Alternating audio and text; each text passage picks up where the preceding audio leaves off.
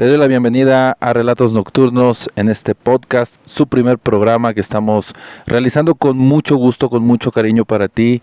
Gracias por acompañarme en esta nueva aventura. Mi nombre es Osvaldo Ceballos y aquí nos encontramos para dar esta bienvenida, para abrir la puerta, para que tú disfrutes junto conmigo esta serie de programas que vamos a estar realizando en este canal de YouTube. Así que muchas gracias por el apoyo siempre. Recuerda que la comunidad es quien hace fuerte a Relatos Nocturnos y quien nutre del contenido que nosotros estamos generando. Es un programa muy especial porque se trata del primero. Son temas que le llaman la atención a propios y extraños. Yo sé muy bien, nosotros nos ubicamos en la ciudad de Jalapa, Veracruz, y yo sé muy bien que los temas que aquí nosotros abordamos no nada más le interesan a la gente de Jalapa, sino también en el estado de Veracruz, en todo el país, en todo México, en toda América Latina, en todo el planeta, porque en todos lados hay temática paranormal, hay alguna historia, hay alguna anécdota, hay algo que se tiene que relatar, que se tiene que decir, que se tiene que comentar. Así que gracias por estar aquí. Muchísimas gracias. Te invito para que te suscribas al canal, para que estés pendiente, porque vamos a estar actualizando esto muy seguido y vamos a estar teniendo diferentes locaciones. Como te darás cuenta, nosotros no paramos por algún lugar, por un punto en donde nos podemos sentar a grabar y platicar de algo en particular. Este es el primer programa, este es el que nos da ese contacto contigo en esta maravillosa plataforma que es YouTube. Así que vamos a comenzar, y como te podrás haber dado cuenta, no se trata de cualquier tema, no se trata de cualquier circunstancia. Es algo que muchas veces he pensado y le he tratado de, no sé, dar 2 o 3 vueltas en mi cabeza de cómo manejar un tema tan complicado. Yo creo que de forma muy particular lo digo, este tema de los exorcismos, de las posesiones demoníacas, es uno de los temas más difíciles que pueda haber, por lo que implica de forma general.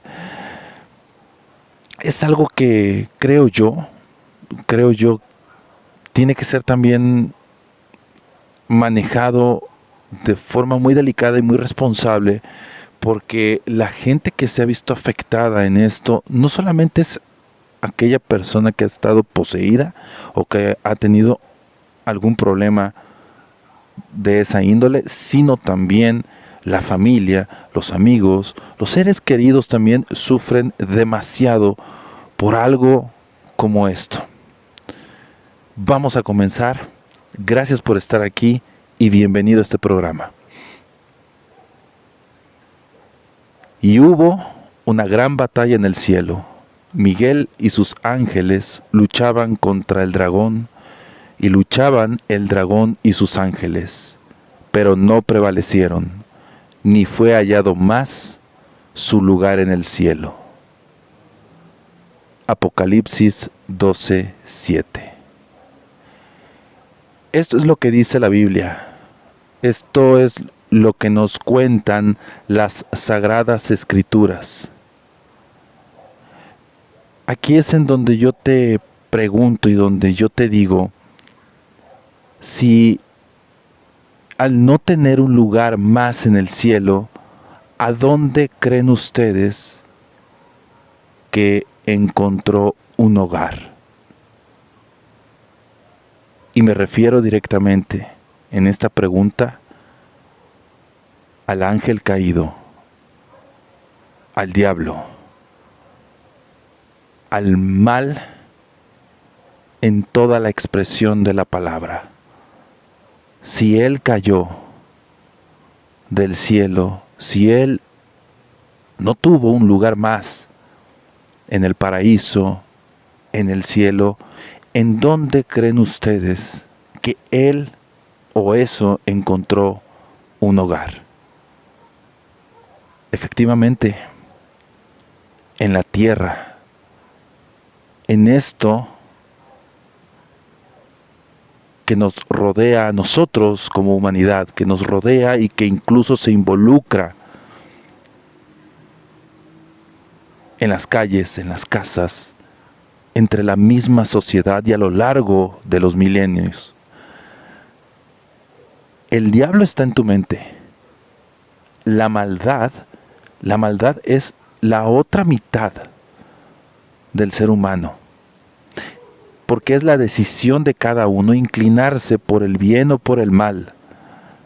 Siempre hemos escuchado y visto en películas la batalla eterna, los buenos contra los malos, y son impactantes audiovisualmente, son ya con la tecnología, es algo maravilloso, los efectos digitales, espeluznantes y extraordinarios.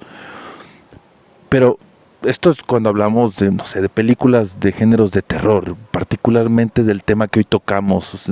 Cuando vemos una película que trata sobre exorcismos, ya cada vez más se vuelve mucho más impactante en el tema visual, sobre todo. Claro, o sea, hay antecedentes en los 70s que son brutalmente maravillosos, ¿no? Pero es muy cierto esto. La realidad sí supera la ficción. Las posesiones son reales. Déjame decirte que las posesiones son reales. Los exorcismos son el verdadero combate entre las fuerzas del bien y del mal. Los exorcismos son la verdadera lucha entre las fuerzas del cielo y del infierno.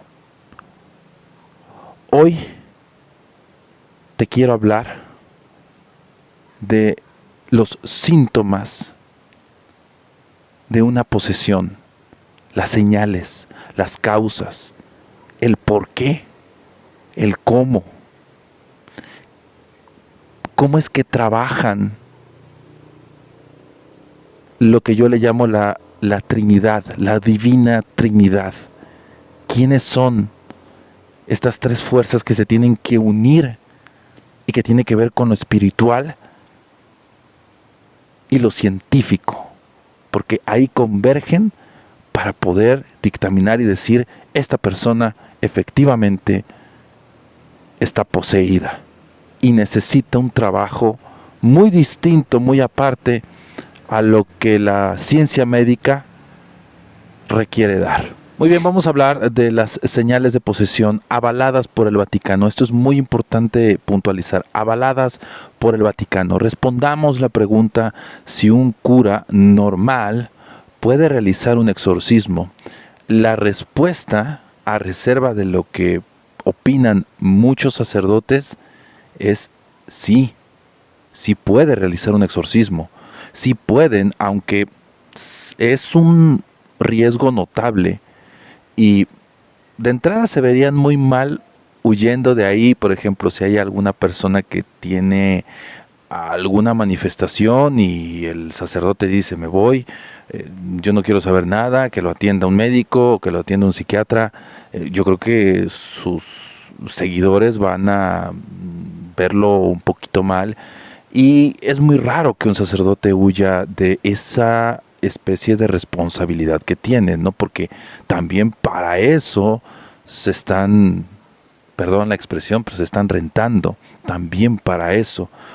También deben de estar preparados mental y espiritualmente para enfrentar una batalla de esa naturaleza. En algún momento de su vida pueden verse involucrados en algo así.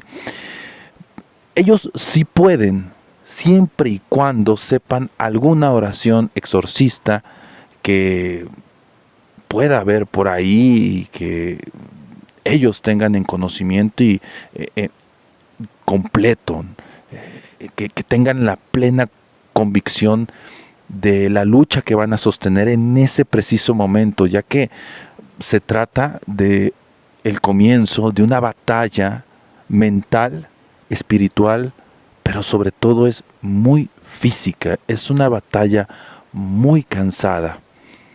Es algo que no se sabe cuánto puede durar. En cuanto inicias, no se sabe cuánto puede durar. Y ojo, porque hay muchos sacerdotes que comienzan en esto, que ellos se vieron arrastrados a hacer exorcismos, y ya es algo que como si los persiguiera. No se ven, no pueden salirse de ahí.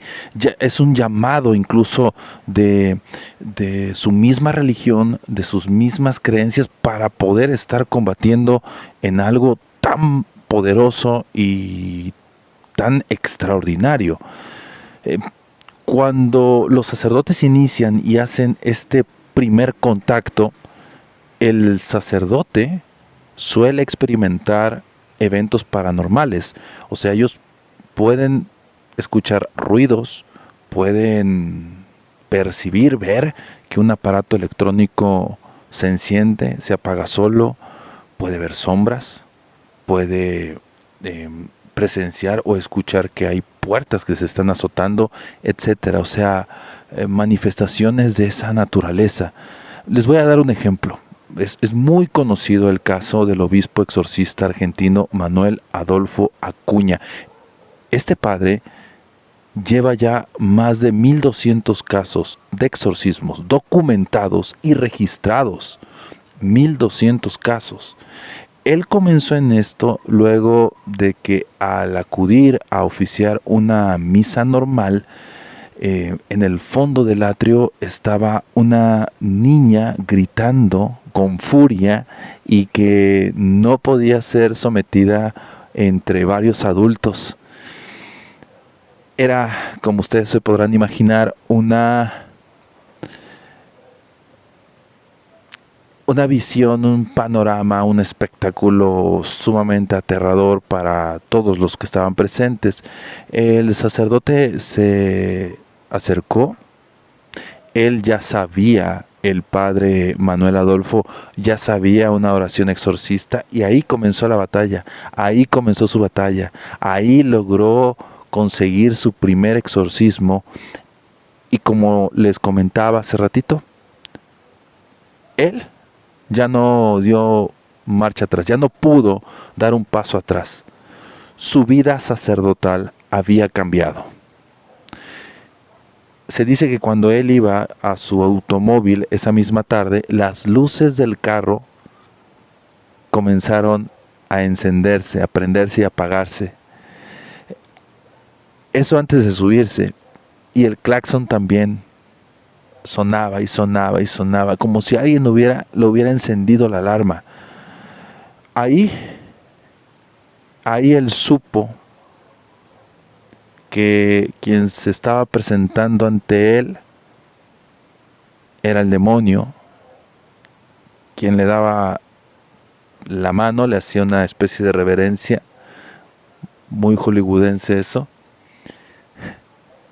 pero le decía: aquí estoy y vamos a ser rivales. A eso yo le llamo destino. Esto es el destino que tiene y que se traza cada quien. El padre Manuel Adolfo Acuña estaba destinado a eso, al combate directo y frontal en contra del mal. Él estaba destinado a combatir en la primera línea de batalla en contra del mal. Yo les hablaba de la Divina Trinidad en esto. Es un término que me gusta utilizar. Los exorcistas católicos suelen rodearse y cooperar con médicos, psiquiatras y también con psicólogos. Esto es algo muy importante que tenemos que puntualizar. Es algo trascendental decirlo, porque siempre va a ser una triada, va a ser una coordinación entre diferentes especialidades y fuerzas, tanto espirituales como médicas y científicas. Esto es algo que tenemos que tomar muy en cuenta siempre. Para evaluar cada caso es necesario eso, es esa coordinación. No pueden ni deben meterse en temas legales, y si no, vamos a ir a un tema que ya es muy conocido entre la gente que ha leído sobre asuntos de exorcismos. Creo que el caso más famoso que pueda existir es, además un ejemplo muy claro, el de Anneliese Michel, el cual fue llevado a la pantalla grande en la película que muchísima gente conoce, que es El exorcismo de Emily Rose. También tenemos que escuchar sobre y ver, si tú no lo has visto, te la recomiendo, el Requiem, el exorcismo de Micaela. Muchos conocen la historia real donde por más de un año esta pobre muchacha alemana, en el caso verdadero, no en lo que se llevó a las películas, en el caso verdadero, en la historia verdadera, esta pobre jovencita alemana fue sometida a exorcismos que le terminaron desencadenando su muerte a 7 años de haber tenido sus primeros síntomas. Esto fue en el 1969, comenzó con una aparente epilepsia y ella falleció en 1976. La autopsia de esta chica dictaminó, arrojó que ella presentaba un severo grado de desnutrición y deshidratación, lo cual le ocasionó la muerte. Sus dos papás, sus dos padres y 2 sacerdotes fueron llevados a juicio por homicidio por negligencia. Homicidio por negligencia fue lo que legalmente persiguió tanto a los papás como a estos 2 sacerdotes. Eso ya fue el punto, ese caso fue un punto de inflexión para los exorcismos, porque entonces ya se dieron cuenta que, claro, había que cuidar más el estado físico del poseso, había que cuidar este asunto, porque entonces no nada más era un tema ya que era el asunto espiritual. Ya estamos hablando de que si algo le sucedía a la persona que estaba practicándose el exorcismo,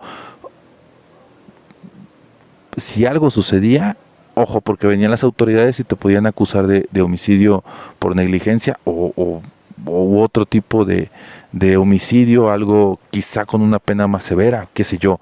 Entonces ahí fue un punto muy importante para poder analizar después cómo se tiene que trabajar, cómo tiene que haber esa coordinación entre diferentes especialidades para evitar algo como lo que sucedió allá en los años 70 en Alemania. También hay un caso, que este es un poco más reciente, también tenemos el caso de una niña en Sri Lanka. Ella falleció durante los intentos exorcistas y varias mujeres ahí fueron llevadas a juicios, ya que a la niña, esto fue algo sumamente extremo, porque a la niña la mataron a golpes. Esto es un caso muy reciente que recuerdo y que nos da el ejemplo de o sea, no es nada más el decir tal persona, no estamos en el medievo, o sea, tal persona tiene un problema, está poseída, no, o sea, se tiene que hacer una serie de análisis, una serie de diagnósticos para poder llegar a esa conclusión. Y por esto te voy a presentar, te voy a contar los síntomas que comúnmente están relacionados y directamente pueden estar relacionados a una persona que está poseída. Vamos a ir punto por punto. La persona posesa percibe una voz o voces desde el interior de su cabeza. No escucha esto afuera. sabe, lo está pensando, pero no es su propio pensamiento, es una voz o unas voces que están en el interior diciéndole cualquier cosa, eh, atormentando principalmente. Esas voces le dicen que o se tiene que hacer daño o tiene que hacerle daño a otras personas, a sus familiares, a sus amigos o a alguien que vea en la calle. Esas voces siempre van a estar instigando al mal. Puede tener y puede presentar alucinaciones. Suelen hacer actos temerarios. Gente que a lo mejor, no sé, le tenga miedo a las alturas y de repente lo ven que está a la orillita de un tercer, cuarto piso, muy cerca del borde o de la orilla, pues. Entonces los demás se extrañan, oye, pero eso no lo haría comúnmente o no lo estaría haciendo. Digo, aunque no le tenga miedo a las alturas, pero hacer actos temerarios que no van propios con el comportamiento normal de la persona. El sansonismo, y esto es extremadamente común en los casos de posesiones, porque el sansonismo, tal cual como tú escuchas y lo puedes relacionar, es la fuerza corporal desmedida. Y se ve mucho esto en niñas o en niños quienes suelen tener una fuerza tal que no son controladas ni por uno, ni por dos, ni por tres varones adultos con la fuerza de un hombre. No sé, un hombre podría dominar a una niña de 7, 8, 9, 10 años, pero en estos casos en específico es extremadamente complicado que más de uno, dos personas adultas puedan controlarlos. También hablamos de jovencitas o de mujeres que presentan sansonismo y que son muy, muy difíciles de manipular, de controlar, de someter, porque o se están haciendo daño, o se están golpeando, o están agrediendo a alguien más, o están escupiendo a alguien. Entonces intentan o deben de ser sometidos, sometidas, para evitar que se hagan daño a ellas mismas, a ellos mismos o a otras personas que se encuentran por ahí. También se presenta la hierofobia. La hierofobia es la aversión a todo lo que tenga que ver con la iglesia o lo sagrado. Ven alguna imagen y comienzan las blasfemias. Ven a un sacerdote y comienzan a atacarlos directamente. Son expresiones y groserías, ataques directos a todo lo que tenga que ver con lo sagrado, pero sobre todo con la iglesia y sobre todo con todo lo católico. La capacidad también, esto es algo muy importante porque aquí es algo que también es muy común y en las películas se pueden ver bastante, pero sobre todo en los casos que puedes tú conocer, que en la calle una amiga, un amigo, un familiar te lo contó, la capacidad que tienen estas personas que están poseídas de hablar en lenguas extrañas, en lenguas que no conoce la persona, en lenguas muertas sobre todo. ¿Cómo puede alguien hablar una lengua que ya no existe? ¿Cómo puede una niña hablar en una lengua sumamente extraña? Son señales muy específicas que algo está sucediendo ahí.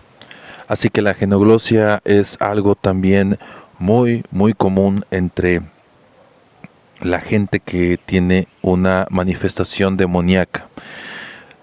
Otra señal muy clara es efectivamente la levitación. Levantarse del suelo sin asistencia, sin la ayuda de alguien. Ahí ya es cuando decimos, oye, esto, por el amor de Dios, es algo que no podemos darle una explicación en lo absoluto de ninguna especie. ¿Cómo carambas vas a darle una explicación? Digo, si alguien la voz se le pone gruesa, no sé, o es difícil de controlar, o tiene una fuerza desmedida, habla en otro idioma, pues a lo mejor le pueden dar 20,000 explicaciones los que no creen en esto, pueden decir, o sea, puede haber una explicación, pero que tú veas o que sepas que esta tal o cual persona que estuvo poseída levitó, ¿cómo? O sea, ahí sí yo creo que ya estamos llegando a un punto en donde la manifestación es ya un hecho consumado y que en esos casos, de acuerdo con lo que me he documentado, en esos casos ya es también un grado muy avanzado de posesión y muy complicado ya de combatir. Que sí pueden hacer algo, claro que sí, pero que es ya también una manifestación extremadamente poderosa, supremamente poderosa a esta persona que está siendo atacada de tal o cual manera. La clarividencia es otro de los síntomas, otra de las señales. La clarividencia es la capacidad para ver cosas ocultas más allá de la vista de esta persona. Te voy a dar un ejemplo muy claro y la gente de Jalapa sabe esta historia y después en otro capítulo vamos a estar hablando de datos y por ahí asuntos que todavía no se han dado a conocer de el exorcismo en el CAE. El CAE es el Centro de Alta Especialidad, es un hospital.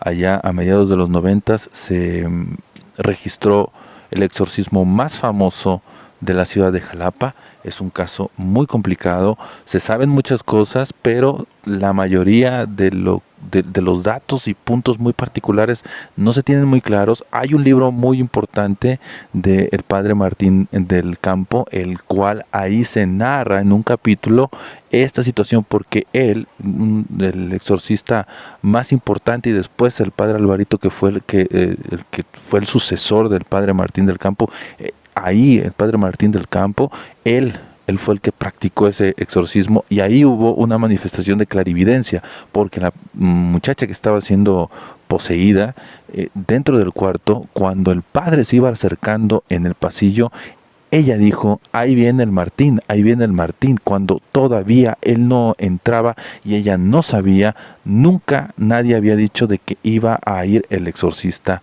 a su cuarto, a su habitación.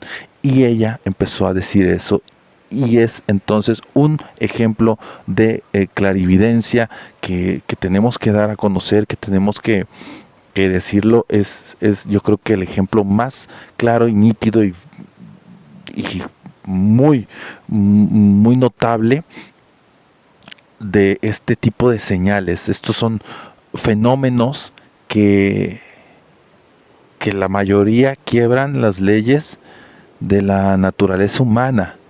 Yo creo que esto es algo que tenemos que decirlo y que tenemos que puntualizarlo. O sea, son fenómenos, pues la levitación, ¿qué les puedo decir?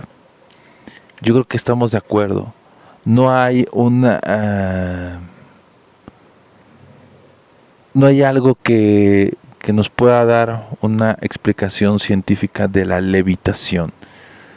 Pero, en fin, la clarividencia también, yo creo que esa es otra de las señales más claras de que algo raro y muy posiblemente muy negativo esté pasando por esta persona. Bueno, ¿cuáles son las causas más comunes? Y esto es lo que también quiero tocarlo con mucha responsabilidad porque no se trata de cualquier cosa.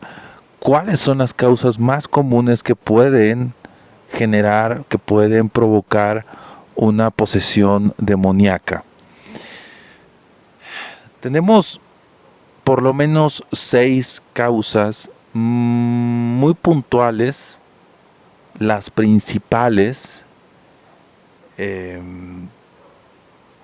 que podrían, no siempre, pero podrían generar una posesión demoníaca. En primer lugar, las invocaciones. A veces, muchas veces, algunos lo hacen de juego, lo cual es muy irresponsable. En otros casos lo hacen porque van a ofrendar algo, van a pedir algo y se sale de control. Son temas muy difíciles, pero las invocaciones son una de las causas más comunes de todo esto. También estar en lugares donde se han efectuado rituales de invocación. Esto es uno de los temas que pueden ser muy polémicos, porque hay lugares, hay sitios que, sobre todo los que están abandonados, a veces cuando se va a una exploración paranormal, pues muchas veces son lugares en donde se han realizado rituales de invocación o de ofrecimiento o de cualquier tipo. Y ahí mucha gente se ha puesto mal. Hemos visto transmisiones en vivo en donde hay chicas, chicos que se sienten mal o que les empieza a doler la cabeza. En casos extremos, pues se sabe que a lo mejor pasó algo un poquito más complicado después. En algunos otros no, simplemente llega a un dolor físico nada más, momentáneo, o un leve desmayo y eso preocupa, no sé. Pero estar en lugares en donde se han efectuado rituales de invocación también puede atraer algo muy negativo para mucha gente. Los pactos son temas en donde en muchísimos de los casos es la desesperación de la persona por llegar a algo u obtener algo. Pero estos pactos a veces traen consigo una consecuencia severa, grave, que no nada más puede recaer en la persona que hace el pacto, sino con seres queridos, con seres que posiblemente no tengan los sacramentos, ¿no? Hablando de los sacramentos, qué bueno que toco este tema porque, por ejemplo, el bautismo es un mini exorcismo. Perdóname lo burdo de la expresión, o cómo lo catalogo, o cómo lo defino, pero es un mini exorcismo, es un exorcismo menor. Es mejor la forma en la cual lo digo así, es un exorcismo menor. El bautismo como tal es un exorcismo menor, es un sacramento importantísimo y que ayuda, genera eso. Ahora bien, entre paréntesis, porque este va a ser también otro tema que tenemos que tocar posteriormente y voy a traer invitados para hablar sobre ello. ¿Por qué nada más con el tema católico, por ejemplo, no?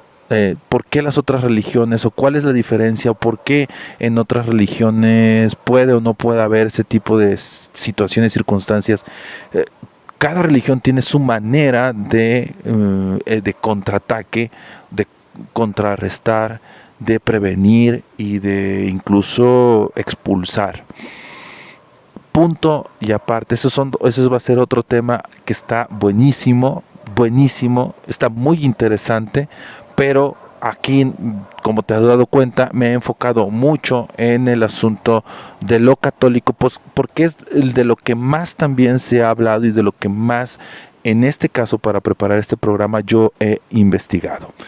Porque justamente las personas no bautizadas y que efectúen actos como los que les he descrito, los tres anteriores, por ejemplo, sobre todo invocaciones, pactos, o estar en lugares en donde se sepa o no se sepa, se han realizado rituales poderosos de invocación y de entregas, pues, o sea, también es muy complicado. Pero las personas no bautizadas, se sabe que una gran mayoría que han tenido alguna posesión es que no han estado bautizadas en cuanto al tema católico, claro, de eso me refiero. La magia negra en la familia, genera y provoca muchos casos que si la abuelita realizó brujería, practicó magia negra durante mucho tiempo, hay herencias, hay niñas, hay niños que se ven afectados, incluso no conocieron a la abuelita, pero que pues, terminan siendo víctimas de una situación así. Entonces, la magia negra en la familia, todo ese código genético que se puede heredar con esa carga espiritual, afecta y afecta mucho. La herencia de la hechicería oscura es una marca muy importante para estos casos. Son causas de las más comunes que puede haber, la adoración a ciertas deidades que también pueden atraer, abrir la posibilidad de que alguna entidad muy maléfica impacte directamente al alma, al espíritu de una persona y que eso provoque la posesión. Las diferencias con temas psiquiátricos es que en un poseso las voces se oyen, lo que les decía, al interior de la cabeza, mientras que, por ejemplo, en un asunto médico, estas se escuchan por afuera.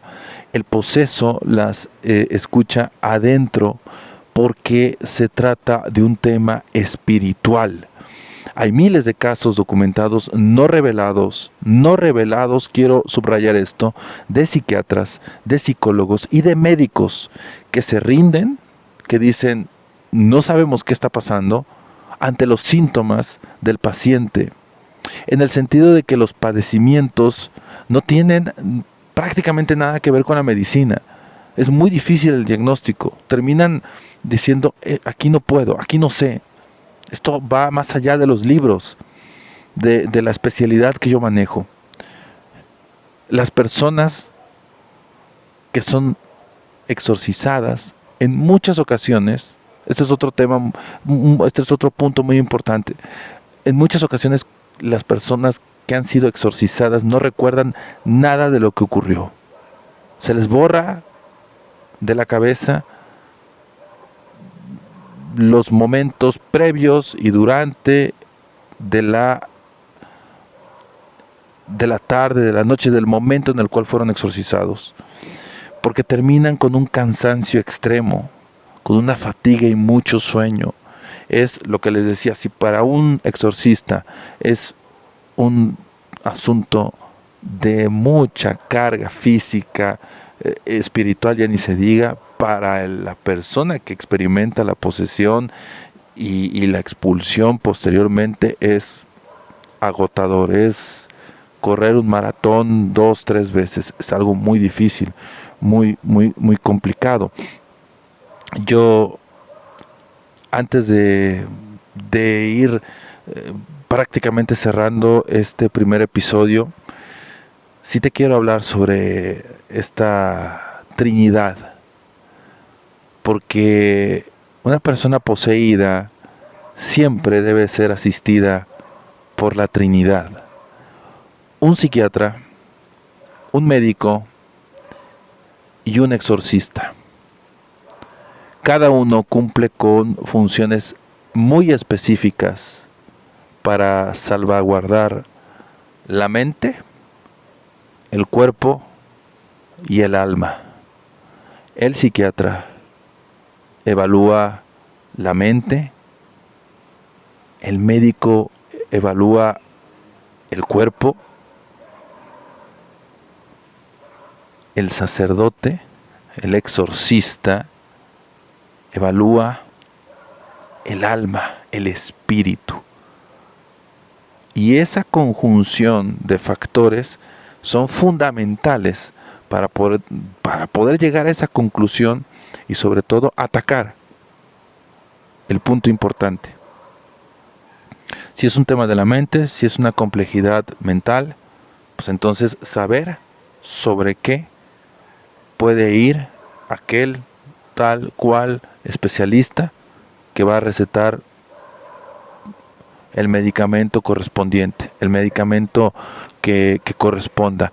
Eso es muy importante, la Trinidad corresponda. Eso es muy importante, la Trinidad. Y se llegó a la conclusión después de muchos casos fallidos de tantísima gente que no se sabía que estaban poseídos y que terminaban siendo pues masacrados, apedreados, humillados, que no se pudo también, porque el caso de Anneliese Michel, porque lo conocimos, porque lo sabemos, pero yo estoy seguro que hay una gran cantidad de casos en donde pues pudo haber fallecido la persona en un acto claro de negligencia, pero abundaba muchísimo la ignorancia. Y hablando de la ignorancia, mucha gente piensa, juzga, cree que esto es un tema de ignorantes, y déjenme decirles que no es así. Abran un poquito más su mente, amplíen el panorama, consideren que el mal existe, que la maldad está presente y que hay diferentes tipos de maldad, desde aquella persona que puede abandonar a un hijo de la nada, que puede robarle a alguien, que puede pegarle a alguien sin ninguna razón o motivo aparente, simplemente por desquitarse, alguien que asalta, alguien que le provoca daño a otra persona inocente. Es un grado de maldad y es un grado de rudeza que alimenta solamente lo malo que pueda existir, y que ya es mucho en este mundo, en esta sociedad en la cual nosotros pues estamos viviendo. Y que, como les decía al principio del programa, recuerden que si las Sagradas Escrituras nos dicen algo, nos cuentan sobre que en algún momento esa maldad no tuvo ya más cabida en el cielo, ¿en dónde llegó? ¿A dónde llegó? ¿A dónde aterrizó? ¿Qué tomó por hogar? Así que, después de esta breve charla, espero que les haya parecido interesante. Y ahora sí, lo digo, lo comento, este programa también se va para Spotify, para que ahí también estén pendientes. Ahí lo vamos a estar subiendo, así que muchísimas gracias por haberme acompañado a lo largo de este primer episodio y de este primer programa. Posteriormente vamos a estar hablando de un poquito también temas de exorcismos, casos muy específicos, casos muy puntuales de exorcismos que se han registrado, que algunos no se han dado a conocer, otros los tengo documentados, otros tengo datos muy importantes que quisiera yo contarles, que me platicó gente que estuvo ahí cerca, por ejemplo, de lo del exorcismo en el CAI, que es algo que de verdad ha despertado la curiosidad de mucha gente, de muchas personas, sobre todo aquí en la ciudad de Jalapa, o gente que en otras partes de la República Mexicana o de América Latina se han enterado de ese famoso caso del exorcismo del CAI allá a mediados de los 90. Nosotros vamos a estar platicando de esto y de muchísimos casos más. Recuerden que estamos en Relatos Nocturnos. Mi nombre es Osvaldo Ceballos y muchas gracias. Reitero el agradecimiento porque, como siempre lo digo y como siempre te lo voy a decir, hay que ser muy agradecidos con el universo, con el cielo, con Dios y con quien tú quieras ser agradecido, hazlo. Agradece, porque siempre lo bueno que nos llegue a nosotros lo tenemos que retribuir al universo. Así que, pues espero que te haya gustado mucho el tema de hoy. Te reitero que después vamos a seguir platicando de estos temas que están bastante interesantes y bastante fuertes. Y después les voy a traer casos de Puente Jula, donde se encuentra una iglesia, la de San Miguel Arcángel. Vaya nombre que se tiene en esa iglesia, que no es cualquier parroquia, es una iglesia ni más ni menos que exorcista. También en Texín, aquí en Jalapa y alrededores tenemos muchos puntos muy particulares y de estos casos que están, la verdad, bastante intensos y muy padres. Así que muchas gracias, que la pases muy bien y nos escuchamos y nos vemos en el próximo episodio.